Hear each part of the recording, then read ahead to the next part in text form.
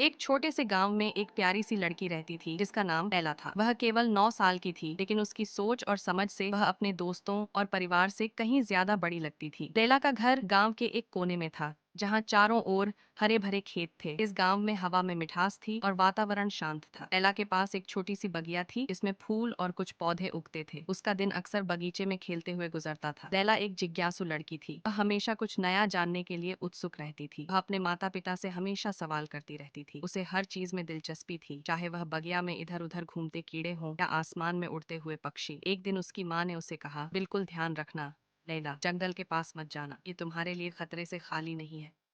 लैला ने अपनी माँ की बात सुनी, लेकिन उसने इसे बहुत गंभीरता से नहीं लिया। माँ, मुझे डर नहीं लगता, लैला ने जवाब दिया। मैं सब संभाल सकती हूँ, मुझे जंगल में जाने की कोई परेशानी नहीं होगी। माँ ने समझाया, बेटा ध्यान रखना कि हम बड़े जो कुछ भी कहते हैं वह सिर्फ तुम्हारी भलाई के लिए होता है। कभी भी किसी बात को हल्के में मत लो। एक दिन जब माँ ने उसे फिर से जंगल के बारे में चेतावनी दी, तो उसने माँ की बात को नजरअंदाज कर दिया और जंगल की ओर बढ़ने लगी। वह अकेली ही जंगल के पास पहुंच गई।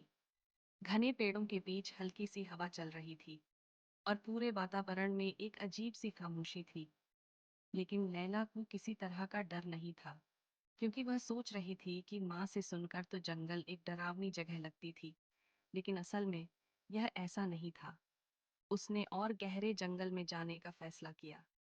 जंगल में घुसते ही उसका दिल तेजी से धड़कने लगा। चारों ओर पेड़ थे, जिनकी शाखाएं आपस में जुड़ी हुई थी। धूप का एक टुकड़ा भी मुश्किल से जमीन तक पहुंच रहा था। यह जगह घने अंधेरे से भरी थी। पहले तो उसे अच्छा लगा, लेकिन जैसे जैसे वह अंदर बढ़ती गई, उसे महसूस हुआ कि वह कहीं खो रही है। रास्ता के बाद समझ गई कि अब वह घर से बहुत दूर आ चुकी है और घर का रास्ता खो चुकी है। लैला ने खुद को डरा हुआ महसूस किया। उसने अपनी माँ और पापा का नाम पुकारा, लेकिन उसकी आवाज जंगल में गूंजकर वापस आ जाती थी। माँ, पापा। लैला की आवाज घबराहट से कांप रही थी। उसने बहुत देर तक आवाज दी, लेकिन कोई जवाब नहीं आया। तभी उसे अचानक एक हलचल महसूस हुई। किसी की आहट थी। उसने इधर उधर देखा और पाया कि एक बूढ़ी महिला उसके पास आ रही थी। बूढ़ी महिला के सफेद बाल थे। वह एक साधारण भूरे कपड़े में लिपटी हुई थी और उसकी आंखें बहुत दयालु और समझदार लग रही थीं। वह धीमे धीमे चलती हुई लैला के पास आई और मुस्कुराते हुए बोली। बूढ़ी महिला ने देखा और फिर लैला से कहा, तुम घबराओ मत, मैं तुम्हारी मदद करूंगी। पहले मेरी बात सुनो। जब तुम अपने घर से बाहर निकलो तो ध्यान रखना कि हर रास्ता आसान नहीं होता। कभी कभी हमें दूसरों की सलाह सुननी चाहिए। लैला ने सिर झुका लिया और सोचा, कितनी समझदार है ये महिला। उसने मुझे मदद दी और उसने जो कहा वह सच था। महिला ने लैला को धीरे धीरे जंगल के अंदर के रास्ते से वापस भेजा।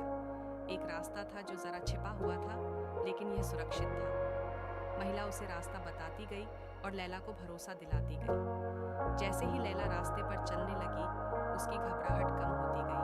वह महिला की बातों को ध्यान से समझने लगी थी। अब उसे यह एहसास हो रहा था कि माँ की सलाह भी हमेशा सही होती थी। रास्ते में महिला ने लैला से कहा, कभी कभी जो सलाह हमें छोटी लगती है वह सबसे ज्यादा महत्वपूर्ण होती है।